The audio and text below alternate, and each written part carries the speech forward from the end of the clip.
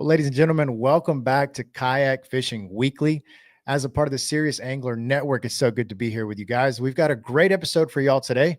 I think you're going to enjoy this one. We've got a guy who is just a phenomenal person, someone who knows a bit about everything in the kayak fishing industry, anything from content creation to fishing to tournament fishing and just overall general kayak fishing. This is the guy, and I'm super excited to have this conversation with him and for you guys to tune in. So without further ado, let's bring our guest on, Jake Heppner. All right, ladies and gentlemen, we are here with, in my opinion, one of the best in the kayak industry for content, just tournament know-how, kayak rigging, river fishing, you name it. Jake Heppner is in the building with us. Jake, thank you so much for being here. How are you, man? Good. Thanks for having me.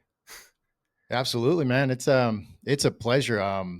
We met down at Palooza last year Yeah. in person officially, right? Yep. That was a wild event and a wild Airbnb. I think I That was. remember you brought a kid mattress to sleep on, and I thought it was hilarious. Yeah. So we're hanging out in this Airbnb, and this is Drew's first year of doing kayak adventure series, and you've got a house full of content creators and influencers. So you can only imagine how that went down. And it was me, Eric, Latrell, and I think somebody else. We all had mattresses like out in the middle of the floor, and mine deflated, by the way, in the middle of the night. We learned an important lesson, and we continue to learn that lesson with Kayak Venture Series. When we get an Airbnb, make sure it has beds and not just rooms, because some of those rooms are empty. Yeah. Yeah, and it was, man, it was a big house, like, it was a nice house, Massive. it was a, yeah, good location, but like you said, definitely lacking some beds. So it was me, like, for those of you guys listening, if you guys follow along on social media, it was me, Eric, Latrell, all sleeping in one room on the floor, and the snoring was, dude, it was so violent, dude, it was awful. But yeah, but we survived, man, that was a fun event. Yeah, that's a cool area. I think we may go back eventually.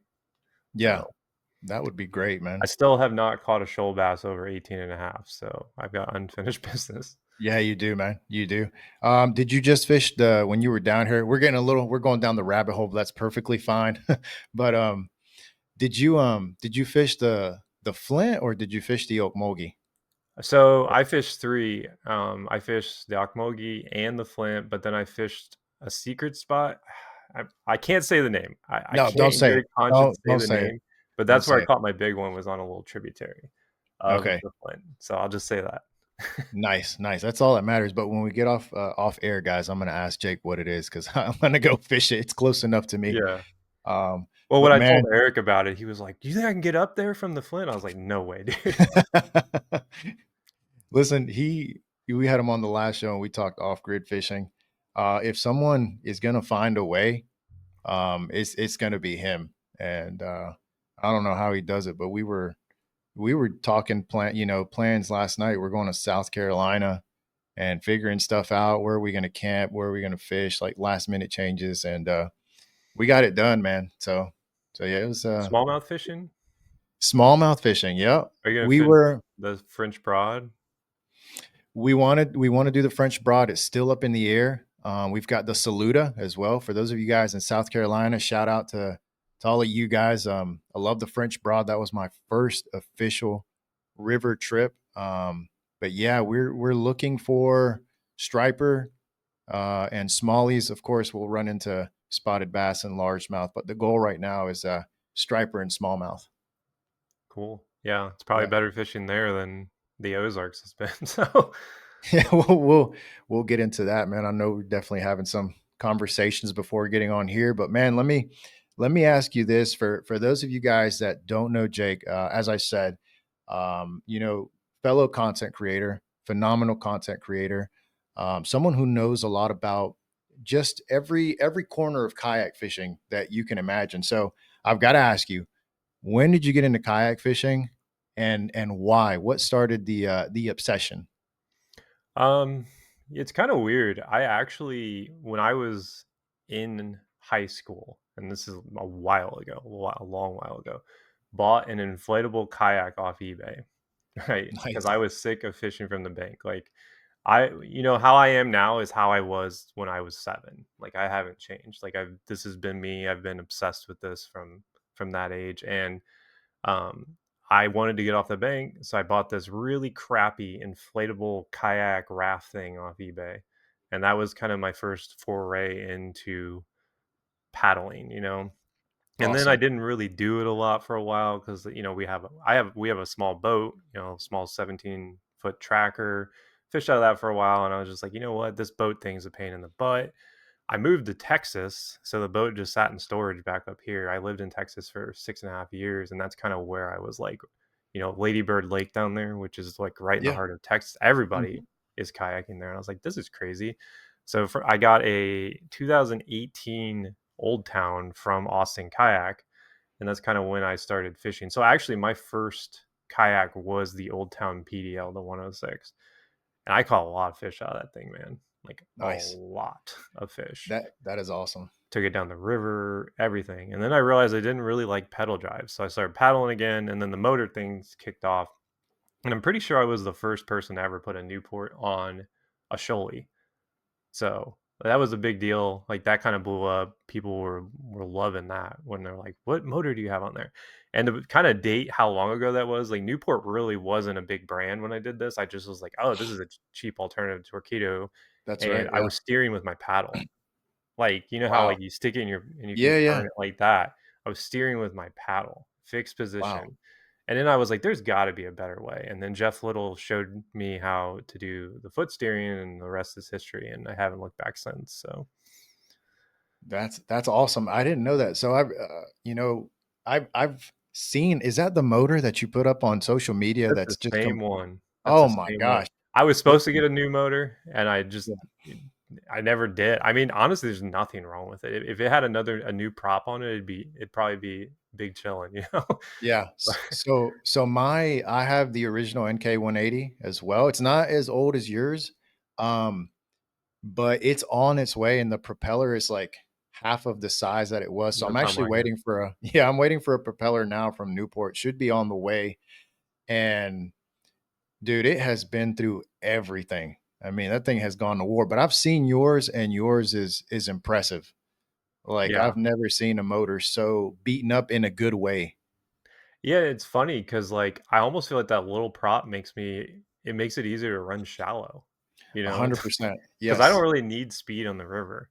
Like that's right. if I want speed, I'll run the big motor. And admittedly, I run that three. If the water's up, I'll run that 300 almost exclusively these days. Like if the water's Mhm. up high enough, it makes it a little bit easier to just kind of like make consistent movements upriver. But if I'm going downriver, I'm always using that little motor. How's the let me ask you this. How's the NK 300 on the Shoaly? Because I've never been in the Shoaly, but I know it's smaller. It's a great kayak. But how is that? Because on the RVR, when I put that 300 on there, I get some of that lift and then, it's just heavier and you got to mess around with the balance and all that. Yeah, I think the RVR is just designed a little bit differently because the RVR does have that more pointed, like it's made to like kind of cut through that stuff and like disperse the waves. I Hmm. put my battery up front, I weight the front down really well. I think the 300 does great on it. I think the RVR kind of has more of that rocker to it. So I Hmm. think that's why it maybe feels a little bit more wild, but Yeah. I always warn people not to get the 300, and which might sound weird considering I just said I use it exclusively because the reality is the 300 is a very powerful motor. Yeah. Like it's strong. Like I tried it on the Smalley and I was like, never again. That's Yeah. insane. I thought I was Yeah. gonna die. Yeah. No, I've put it on the RVR one time for a tournament. I had to work my way up river. It had rained a little bit, so it was up. And I probably won't ever do it again because for those of you guys like tuning in right now that maybe have a smaller kayak and run a 180 Pro, you're thinking, or a 180, and you're thinking about going to 300, just know it is like as Jake's saying, it's a lot of power. It's a lot of horsepower. And another thing, when I was coming down, dude, I lost so much control. because the back of the kayak is so heavy now. You've got your battery, you've got the 300. I was basically just doing like circles and semicircles coming back down, trying to control it with the foot pedal. So I probably won't do that again. I do get a lot of questions though, like why don't you use that bigger motor? I mean, it's just to me, for what I do, it's less efficient, and it hits, like you said, that big propeller. That's going to hit shallow water a lot more. Yeah, you can definitely run a lot shallower with the 180. I Hmm. think if you're fishing single access big rivers, it's the 300 is king. Like I took it up to the upper Yeah. Mississippi and I can't imagine not having that. I was fishing with some guys that had a 180 though, and they did fine. It's just I was getting to the spots a lot quicker and Yeah. just Yeah. actually being able to position properly in some of that swifter current. Like when I was up on the Allegheny, I ran did I run the 300? No, I ran the 180 on the Allegheny. I can't no, I did run the 300, that's right. Okay. And it was actually a little annoying at times because it was so shallow that I'm just sitting here thinking like, "Man, I'd rather be going like 1 mile an hour and not hitting bottom than 1 mile an hour pulling weeds and listening to my $1,000 motor go boo, boo, boo, boo, boo, boo, boo." I hate that sound, you know? Yeah, that's a rough sound. Yeah. Yeah. Yeah, dude. It's one of those things too where you've got to know situationally where you are, but we have so many areas here in Georgia when the water's low, you got to do a decent amount of dragging.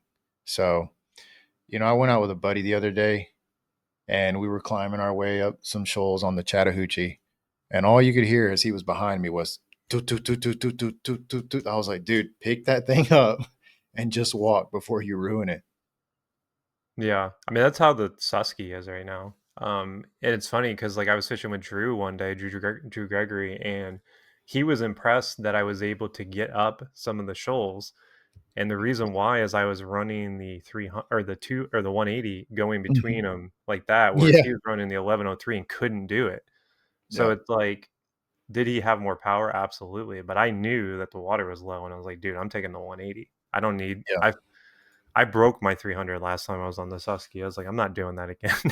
yeah, yeah. That's always not good. But speaking of being out with Drew and the kayak adventure series, one of the things that I think I admire about you is you've got a lot of hats. You do a lot of things for kayak fishing and for the kayak adventure series, and just people who are watching and learning and maybe want to be entertained or they don't have the chance to be out on the water a lot.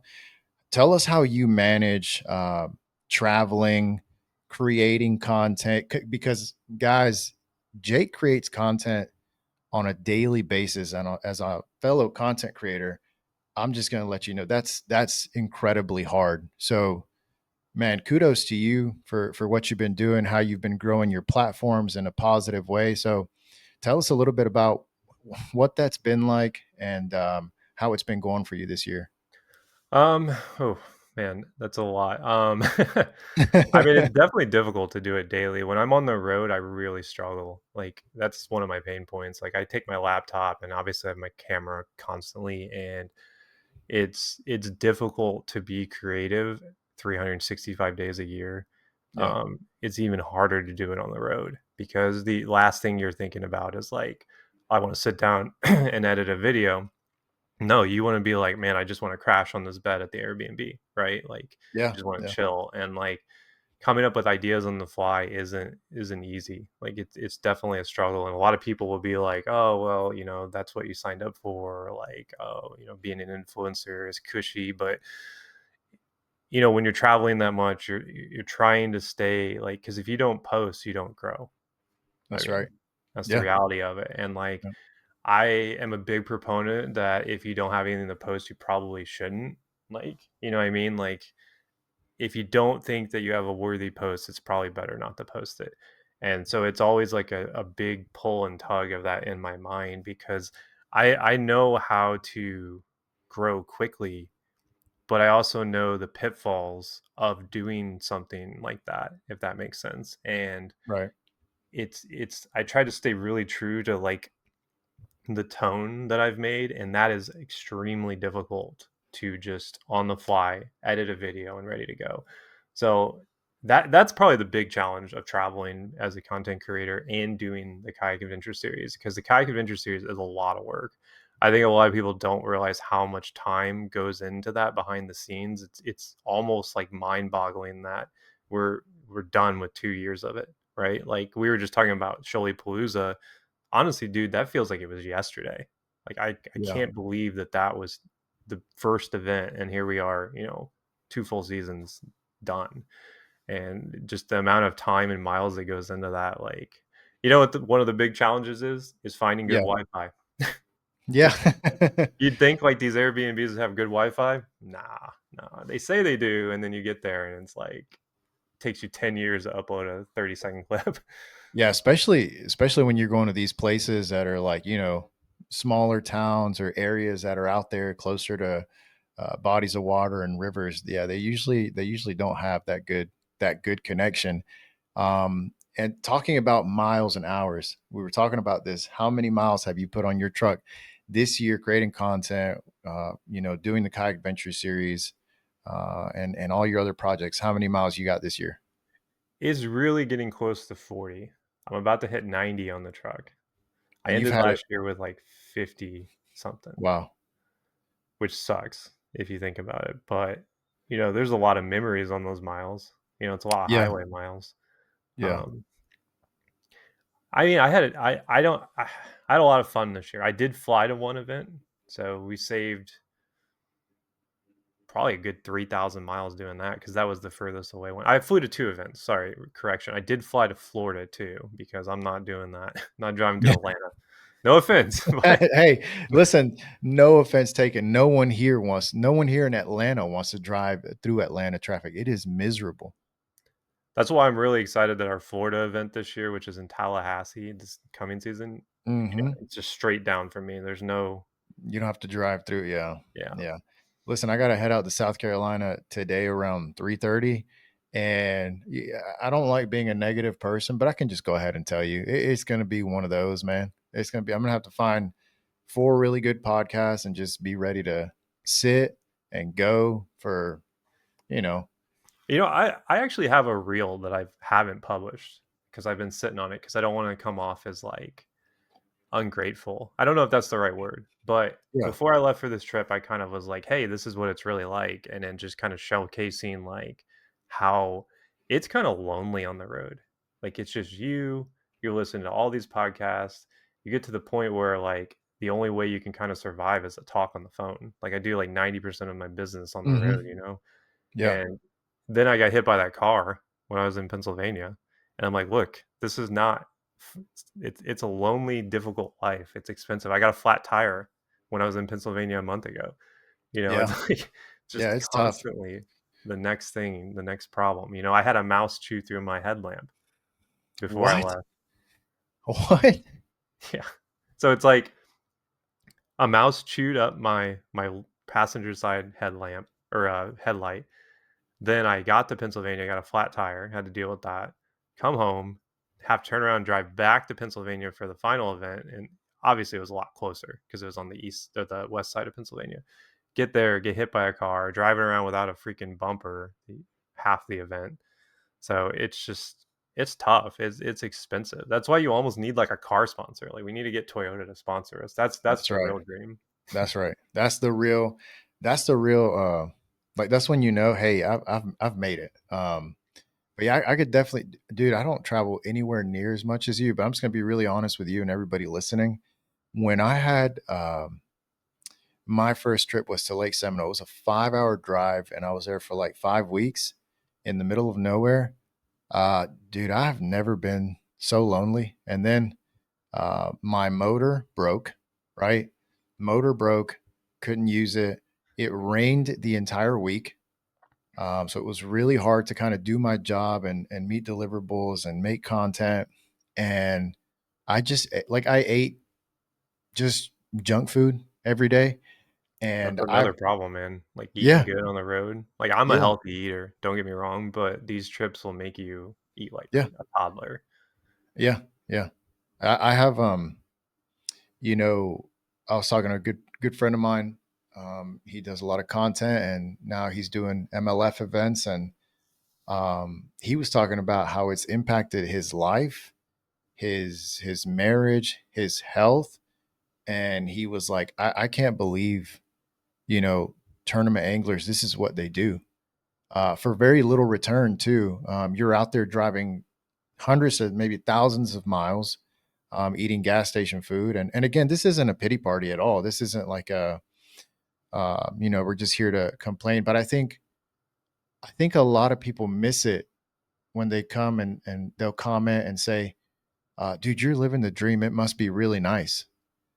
And, me and the guys are up at 2 in the morning, sleeping at a Walmart. It's fun. We're going to remember those things for a long time, but, it's super tough, man. Like it's really hard sometimes. Yeah, I mean, keeping yourself like locked in is difficult, and it's like I said, I don't mean to sound ungrateful when I talk about that stuff, but like waking up every morning after doing all that and then thinking like, "Oh man, I need to come up with something that doesn't suck." Yeah. Right? Which Yeah. you can't make fish bite. I mean, if you don't have it, you don't have it. You know how many like bad trips I've had this year? So many. Like I've just got them sitting on the hard drive. I was like, what do I do with this? It's like Yeah. spent all this time putting this stuff together, going on this trip, and it just isn't exciting. But that's part of the journey is showcasing the highs and lows. Like I really don't have a problem saying like, oh yeah, I didn't do good, like or this Yeah. trip was tough or stuff like that. So Yeah. I think, when I stopped trying to put up a front of how great everything was and just was more authentic with my stuff, um, that's when, more people started connecting with me and just started, they were able to relate, and they were able to just understand like a little bit better. So being authentic is everything when you've got a camera in front of you. So with all this being said, if there's someone who's listening and they're like, man, I really want to do, I'm a kayak angler. I watch you guys and I want to do what you guys do. What would be a positive point for them? Like, what would you say to them, um, to encourage them, or set them up for success just in general? you need to be having fun and you need to be passionate about it. I see a lot of guys that dip their toes into this that just aren't passionate about it. And you don't have to be good at editing or video recording to do well. I think that's a common misconception.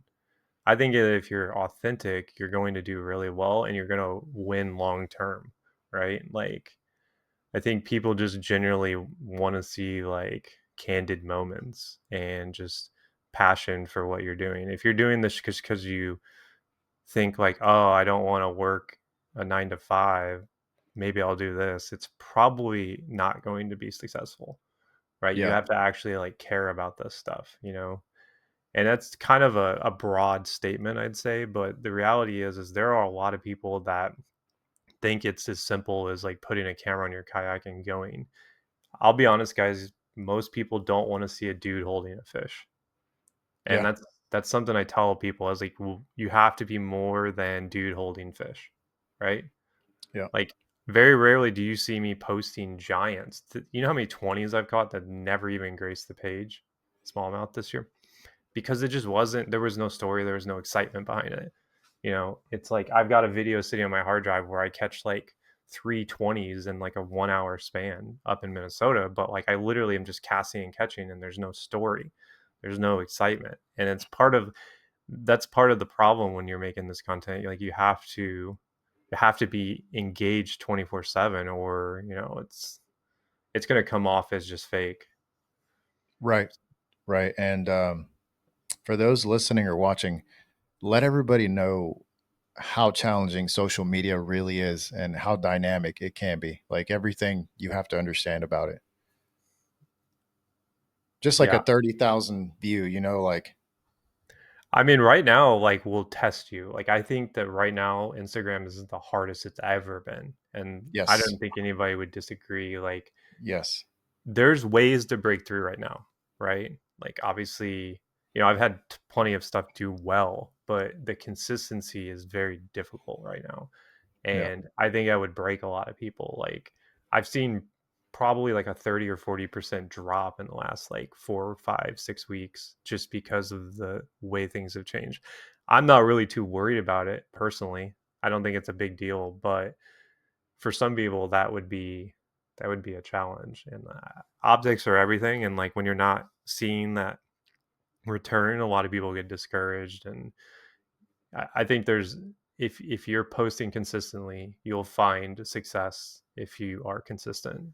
That's the moral of the story. Yeah. Yeah, I agree. And I agree with what you're saying. It's a very difficult and trying time for any content creator right now.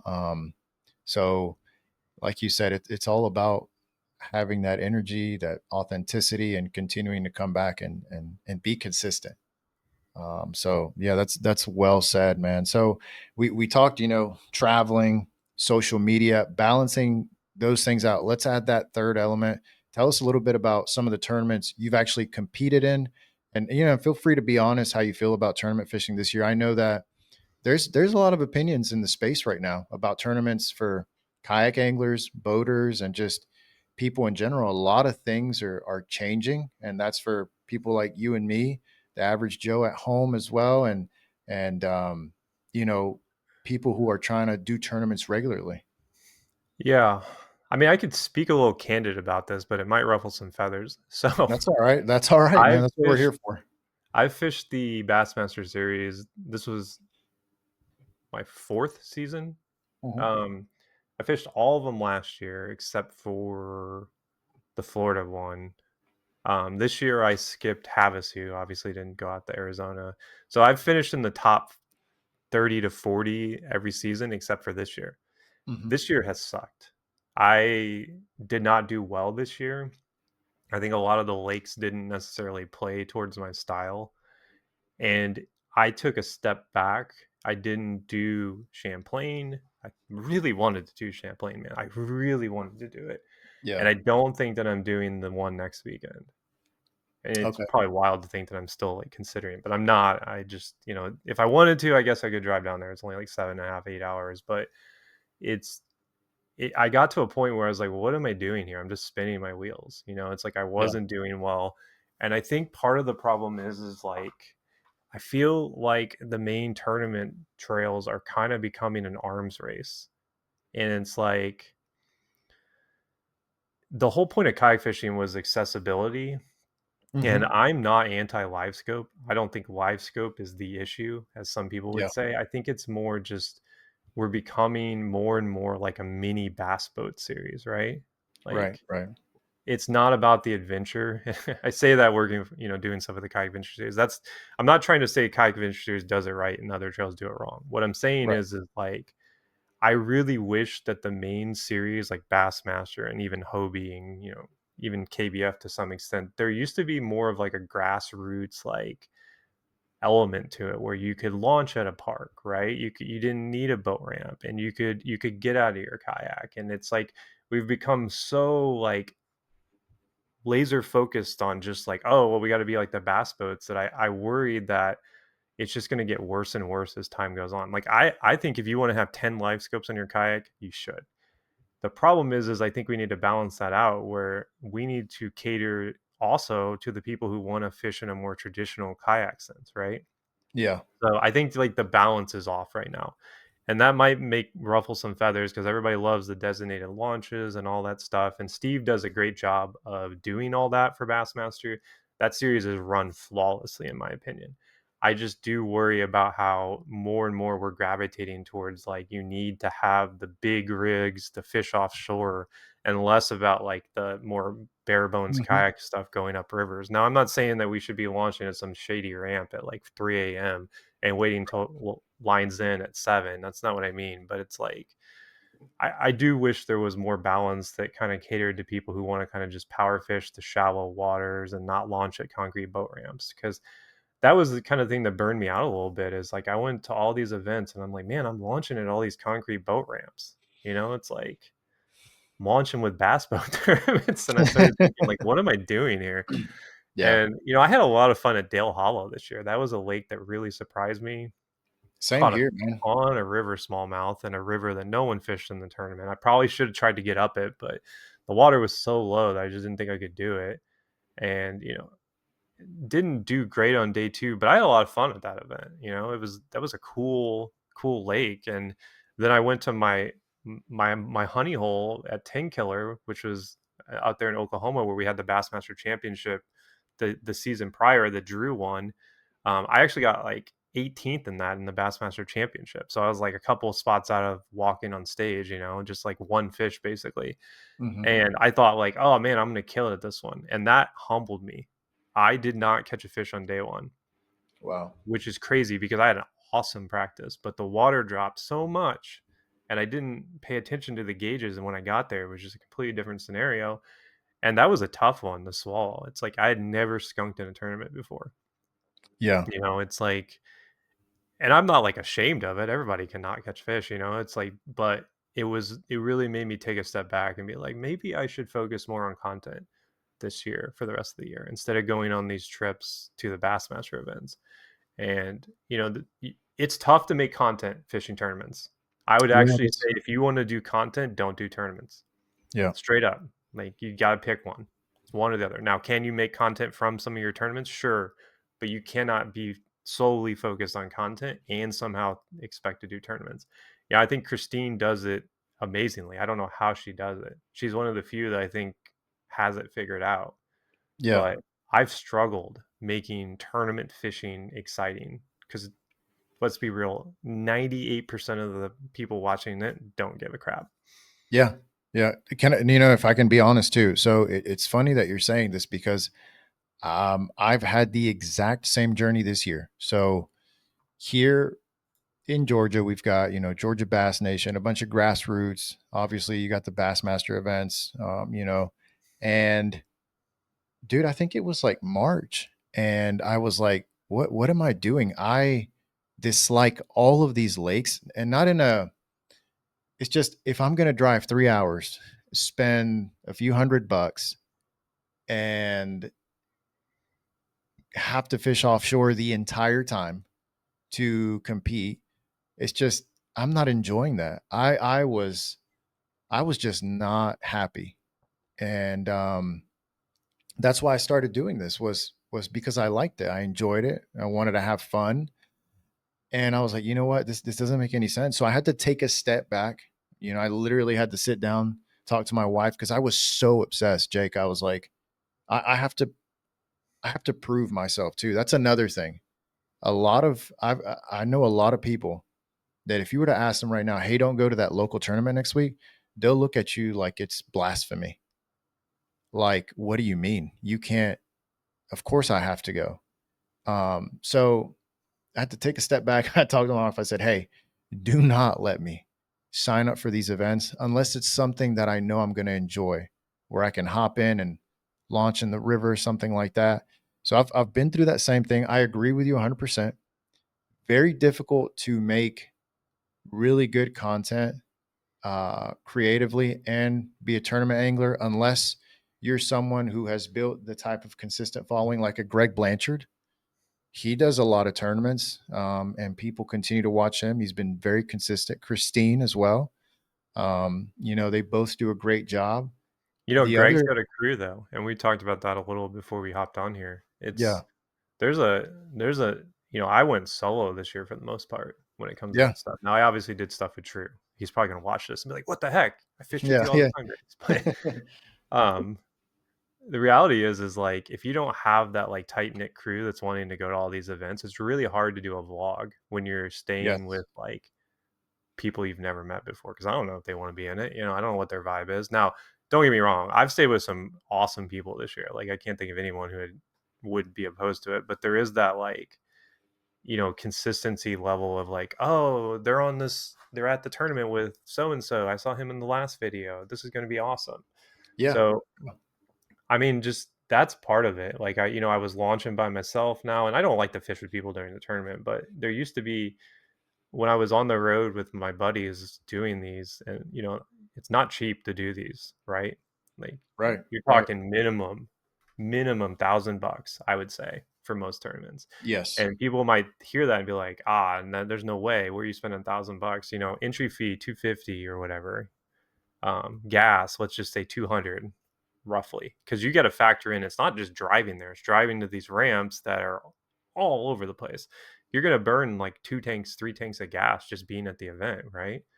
And then you got to factor in Airbnb, food, anything else that could go wrong, flat tire. These Yeah. events aren't cheap to do, and that's part of it. I was like, dude, what am I doing here? It's like, Yeah. going to these events, spending all this money.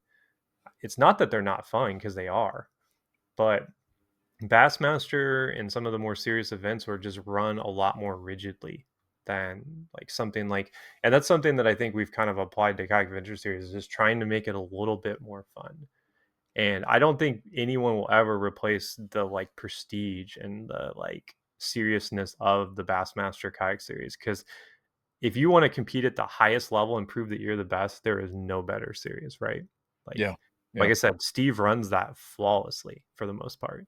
Like obviously we all have hiccups and problems and stuff like that, but like the amount of just streamlinedness that series has is top notch. It's everything that we ever needed from a top level series. But there is a level of commitment that I don't know that a lot of people would be able to fish all of them. Like obviously you can fish a couple and it's not going to feel as bad, but that full gauntlet, that'll get you. Oh And yeah. I've had some awesome moments doing those series. Lacrosse might be the best like week of like fishing and just having fun I've ever had. And I didn't, I ended up finishing like I think right outside the money, literally 1/4 inch out of the money on that event. Wow. But it was fun. And that Yeah. was the important part. The content there was just awesome. And it was like one of those rare things where you're fishing with someone, you're able to make cool content, fish, and do well in a tournament. It was like everything came together at the perfect storm. But I wish that was every tournament, but it's not that easy. It's not like you can just wake up and film content and do well in a tournament. It's a challenge. Yeah. Yeah. I mean, I did Del Hollow this year. I had no plans of doing it. Um, the only reason I did it is because I had a great local business sponsor the entire trip. That was, and that, like I try to tell people, they're like, well, that's so exciting. You made this X amount of money. And I was like, no, you don't understand. I still may come up like $100 in the negative. And it was a huge blessing. Like that, it was a great sponsorship opportunity. But I went up there and like listen, things always happen. I don't care who you are or if you're doing this like regularly, things always happen. Like I was out a GoPro. I had to go buy a $400 GoPro. Yeah, You yeah. should And I just didn't, hit me up. I had like 4 of them with me there. I should have. And well, man, like I was panicking, I'm like, I'm here to get content and I've got no GoPro. Went to get that. We had to find a place to stay short notice. Everything was booked up, I had to pay that. And there was no service anywhere. So I couldn't do any of my business, like emailing companies or, I manage a few social media pages, couldn't do any of that. But man, Del Hollow was a special place. And it's like what you said, there's those moments of difficulty, but as long as you're having fun and you're enjoying yourself. And I was with my good friend Jorge. He is a trip and a half. He is hilarious. Caught his first smallmouth. I mean, I'll never out for the rest of my life. If you guys have ever had a buddy call you excited, you know what I'm talking about. He calls me from the cross the lake, just screaming and hollering because he just caught a 16-inch smallmouth. And then, like tournament day, same thing. He was freaking out. He thought he caught a giant smallmouth. Caught his first walleye. So he's from Monterrey, Mexico. There's no walleye down there. He was like, "What is this? Like what is going on?" So those memories, man, they'll stay there forever. And I think you've hit a good point and a good balance where if you're gonna do this, you have to commit and understand the challenges that come with it, and genuinely try to have a good time and enjoy the sport of fishing, Yeah. regardless if it's Bassmaster, Kayak Adventure Series, or just a local event.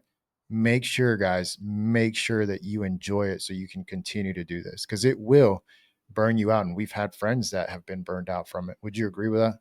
Yeah, I mean, I know a lot of people that don't do it anymore that just got burned out. And I always tell people support your grassroots events. Like if you Hmm. want to dip your toes in it, that's where you should start. Super easy. And then if you decide you want to climb that ladder, that's when, you know, you Yeah. can kind of get more serious about it. And I can't recommend Bassmaster Kayak Series enough. Like if you want to compete at the highest level against the best of the best, that's where you go. I Yeah. That's mean, the one. Yeah. yeah. If you That's want the to prove yourself and you want the most, like, I guess, exposure, that's the one, you know? So, So I've got to ask you this, and then we'll hop off of tournaments, and I want to talk more about home life, home fishing, and the Ozarks.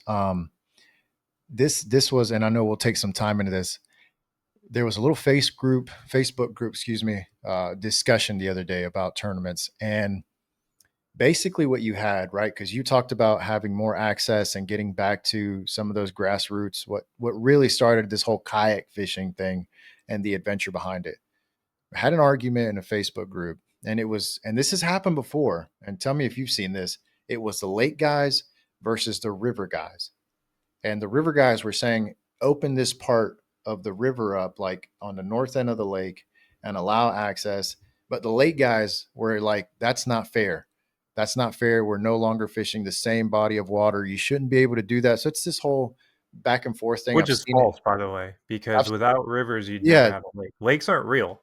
Flash, newsflash, lakes are not real. They no, are not man-made 90% of the time. how Like, many do we have here in the States? I think it's just the Great Lakes that are natural lakes. Is that, or am I no, there's mistaken? a little bit more than that. Like Clear There are? Lake's natural. Some of Okay. the glacier lakes up north, like in New York, but by where Bailey lives, actually, like Cayuga, all Yeah. those are all like natural. Like it's basically like the glaciers just went like this to the map, you know? Yeah. Yeah. That's why, like, if you see one of those glacier lakes, they run north south because they just Yeah. drifted down. But I mean, like Kentucky Lake's a prime example. Guess what Kentucky Lake is? The Tennessee River dammed up. You Hmm. know, Pickwick, all those going all the way down. Those are all rivers that have been dammed up and made into lakes. Yeah. And I'm trying to think of some more examples that might blow people's mind, but it's just I mean, everything here in Georgia everything here is man made. I yeah, mean, all of yeah. our Like reservoirs. Lanier is massive, Yeah. right? But it Yeah. was they flooded neighborhoods to make it like it's Yeah. not, it's based off that what is that river that flows into it?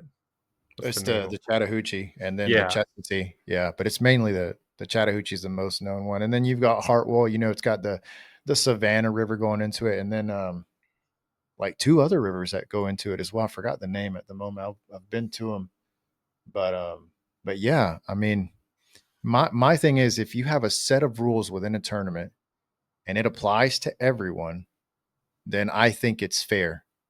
You get what I'm saying? Like, you know, Yeah, I definitely agree. I think it always makes me laugh when it's like, "Oh, well, I can't go up the river in my Hobie." I own a Hobie and guess what I've got on it? Live scope, motor, yeah, everything yeah, to go offshore. But I can't take the Shoalie to the same place I'm taking the Hobie and the live scope offshore and expect the that's same right. result. In Yeah. fact, I don't know that I could survive some of the chop, you know? Like, you ever watch, like, Bailey fish offshore in his Hobie? He's Oh out yeah. there in, like, rollers, Yeah. like, boosh, boosh. I was like, "Dude, if I was in the Shoalie, I don't even know I could do it." You know, it's like you'd be so wet, you'd take on so much water. I mean, I'm sure you could do it, it wouldn't be fun, but you wouldn't have any success. Yeah. Where it's like, you know, you could probably get that Hobie pretty shallow if you really wanted to. That's the thing that kind of bothers me. It's like, "Oh, I can't take my Hobie up this." I'm like, "You could if you tried."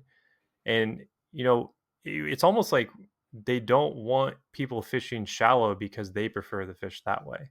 And it's Right. like the lake guys are very set in their ways, but the river guys are just as stubborn. So it's like you have two stubborn things. In reality, they should be being like, hey, if these river guys are way up the river, that's one less person that's going to bother me on my offshore hump. I Yeah. wish That's more people thought about it Mhm. like that. It's like taking pressure, distributing it around the lake so that, you see a Yeah. nice diversity.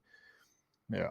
That was one of my points is we can find that balance.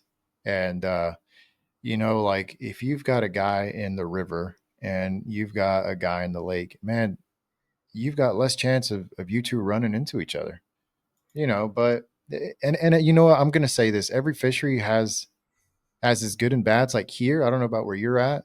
For the most part, you're gonna find your bigger fish opportunity here in the lakes. That's just how it is. And finding those giant plus sized fish in these rivers is a little more difficult here sometimes in our area. So Yeah, it's I a mean, lot of you're give not and gonna catch a take. trophy largemouth in our rivers no matter how you shake it. You go into the lakes. Mm-mm. Yeah, yeah. So you'll cap out. You might catch like on the hooch. I'm sure there have been some giants caught up there, but catching a 4 pounder on the hooch is that's Yeah. a really, really, really good, good fish. And, So what's funny is there's 10 pounders that come out of there, right? Like, I've seen yeah, them, but there's you know where they giants. catch them? In the Yeah. tail races of the dams. So, they're just river fish pretending to be lake fish. Yeah. Oh yeah. But yeah, that's a good point, man. But man, hopping off of tournament fishing before we start to wrap stuff up here, it's been a great conversation so far. You've had so many good points. Tell me a little bit about home, and tell the folks that are listening a little bit about where you fish right now, maybe your favorite fishery, and how you like to target those smallmouth. Yeah, so I live in Illinois, thus the name. Hmm. But I'm right there on the Mississippi River to where I can travel to Missouri a lot. So I'd say like if I'm fishing at home on a river, there's like a 99% chance I'm in Missouri, like the Ozarks or even the northern sections of the Ozarks. Um, that's mostly what I do. I juggle being, I've got kids too. I juggle that and Hmm. do some like side hustle stuff, obviously, to keep things afloat. But you know, our fishing's been trash this year, and I am not scared to say that it might ruffle some feathers. But this is arguably it's the low water. We just don't have any rain. Fishing has just been like some of the toughest I've ever encountered, to the point where like I had just haven't been fishing around here lately. Yeah. Um, I know I'm not alone. Plenty of people have said that, but when it comes to targeting those low water smallmouth, it can be a huge challenge. Now we did just get rain last night, so that's nice. Finally we got some rain coming in, but I'm really hoping this fall is better because I have not caught a 20-inch smallmouth on our home body of water all year. All year. Wow. Caught And three last year. I was about to say, I know you caught a few last year. Yeah. Yeah. And I haven't even caught anything over 19 really. I did catch one closer to the main river as it dumps in, but I feel like that's kind of cheating because it's the lower end. They could have come out of the other river. I don't know. But And as far as smallmouth fishing for you, give me like your top three baits that you're throwing right now out there. mag draft is number one. Okay. Um, I my wasn't last big expecting that one, one. my last big one was on a mag draft. I actually just posted that video. 6 inch or Probably 5 inch? You could do either. I mean, I don't really Either. see a I like the 5 inch. I think that the hookup ratio is a little bit better, but I think if you want the bigger fish, you might as well just stick with the 6 because they're Okay. gonna get the whole thing in their mouth. I don't know how they do it, but Yeah. they Yeah. do it. Somehow. Um, it's the number one smallmouth killer though, so be careful. That hook is deadly, and if you hook them in the tongue, it's no bueno. So Wow. chatterbait's number two. I think chatterbait might be the best smallmouth lure ever made, personally, because you can do so much with it, and it perfectly fits in their mouth so that when you hook them, you usually do not lose them. That's the Yeah. wild part. I think all those fish I caught on that upper Mississippi trip, I think like 80 to 90% of them were on just a black chatterbait. It's Yeah. just a consistent thing. And then topwater. I mean, smallmouth are aggressive, and it's still warm enough into the fall that you can throw ploppers or whatever you want to throw. All your all your typical topwater baits. You can get away with that until late October, I'd say. It just depends on like water temps, obviously, but and then you might want to mix in some finesse, especially when you've got conditions like what we've got going right now. I've actually had more success throwing a spinning rod the last couple trips. Even when I was up in Pennsylvania, I caught most of my big ones on a more finesse presentation. So Nice. Nice. Yeah. I watch Bailey, catch him on big swim baits, and it amazes me, but I Oh, mean, I catch on them yeah, all the time. yeah, it amazes me. And you're right. I've seen some of the videos where like I I don't know how they get the whole like 6-inch mag draft like in their mouth. I have no clue. But dude, they're just so aggressive and so fast that they find a An way. 18 to 19-inch smallmouth is a different species. Yeah, They get to the point where when they get over that 17-inch mark, they become like more of an apex predator, right? And you will find them with 6-inch shad sticking out of their mouth. that's How they insane. got it down there, no clue, but they'll do it. That's insane. They'll eat That's trout, awesome. man. Like they'll eat those Yeah, little stalker trout because they're yeah, soft. yeah. They just fold them over and down the hatch. Yeah, that's really cool. I didn't know that they eat those trout. But man, that whole swim bait thing, that's another level. Hopefully this weekend I can stick a smallmouth with that 7-inch trick shad. That's the goal right now. So we're gonna be fishing a good My bit for favorite is the smallmouth. 6-inch trick shad. That's actually one of my favorite swim baits. The 6-inch Yeah. bone trick shad. Mhm. I have that tied on anytime I'm throwing a swim bait. I'll probably always start with that one. Nice. Nice. So Yeah, I it's a I usually start with the 7-inch down here. And then if the striper are around, I'll throw the 9. And some of those spots, speaking of aggressive fish, those spotted bass, they'll eat that 9-inch, like the 3 pounders and up, they'll eat it, man. They'll try to eat it. dude. I'll It's catch crazy. 7-inch Kentuckies on a 6-inch trick shad. Yeah, I know they're a it's little bit insane. different than the Alabama spots, but they still Yeah. have that same mentality. Yeah, they're wild. They're wild, man. But yeah, I'm hoping for that. But before we hop off here, man, I've got one more question for you, and then we'll do some rapid fires, just some fun, quick questions for the audience. If you could give someone starting out in kayak fishing and wanting to do content and travel and be immersed in it, if you could give them just one piece of advice to get started, what would you say to them? Just have an open mind and low expectations with high goals. Like it's okay to have goals and be goal oriented, but I think like coming into it humble and just happy and excited is the way to do it if you want to make content. Because the more authentic you are, the better.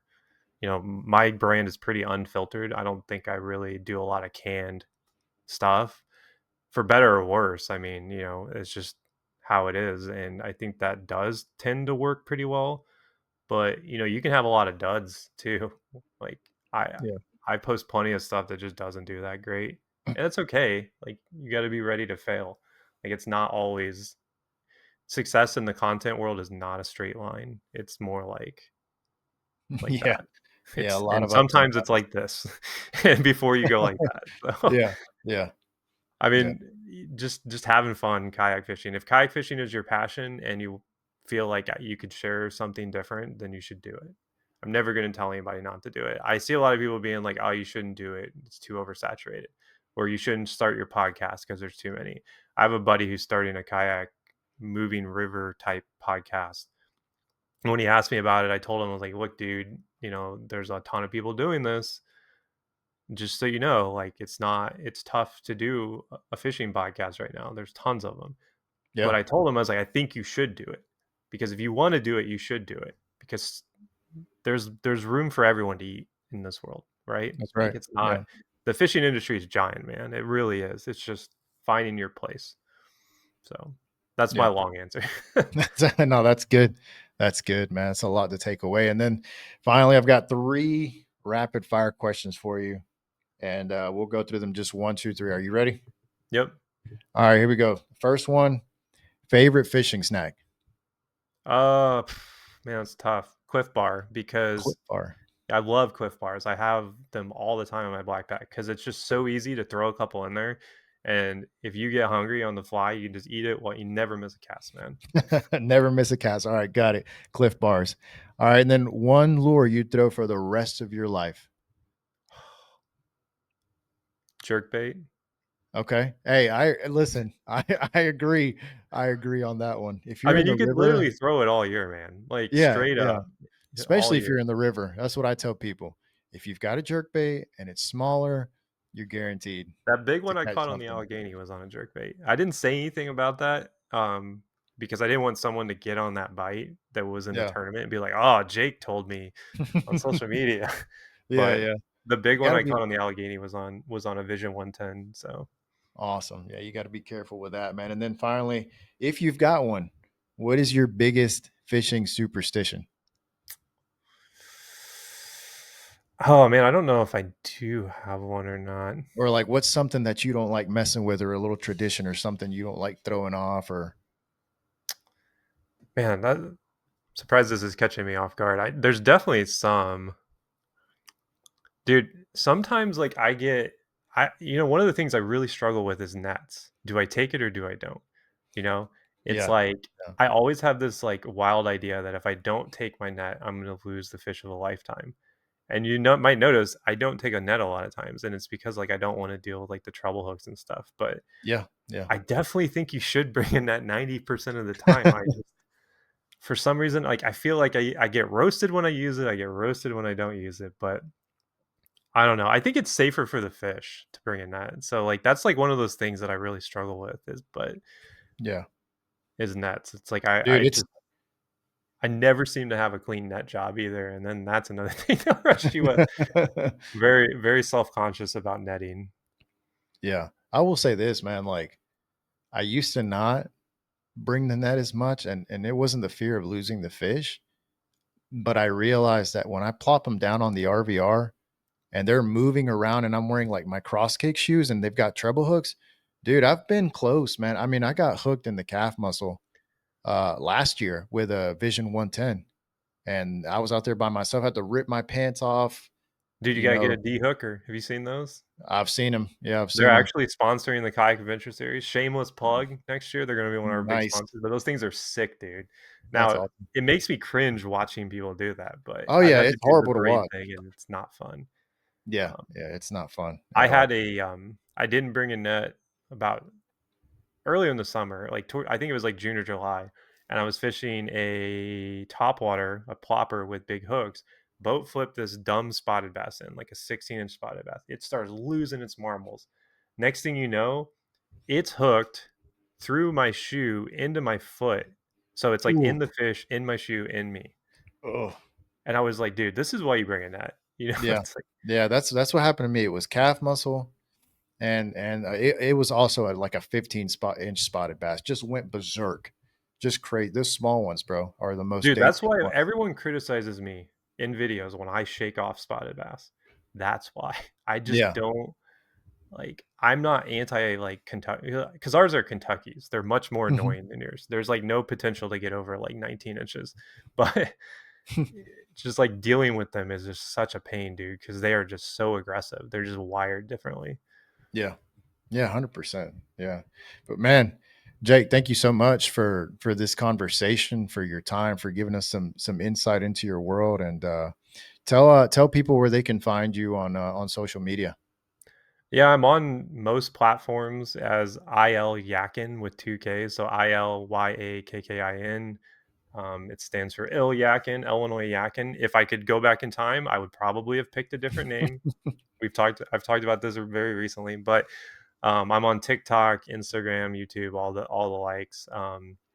Instagram and TikTok are probably my big two. So Absolutely. And guys, it's worth a follow. It's worth checking out his stuff. I really enjoy it. So he's someone I follow closely, and I'll also link all his stuff down below. But Jake, thank you so much for being here, man. Thanks again, and I'm excited. Hopefully you'll come back. Hopefully we've done a good enough job where you'll want to come back and talk some more tournament fishing, content creation, and just life in general, man. I've enjoyed it. Thank you.